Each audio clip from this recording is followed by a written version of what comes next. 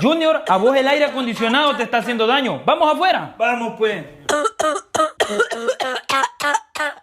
¿Y cómo hiciste eso, Junior? ¿Sabes qué? Te voy a llevar al doctor. Bueno, Junior, con esto se le va a quitar la tos. No se preocupe, doctor. Ahorita se lo pongo quieto. Mejor lo voy a agarrar. Ay, doctor, qué difícil es tenerlo quieto.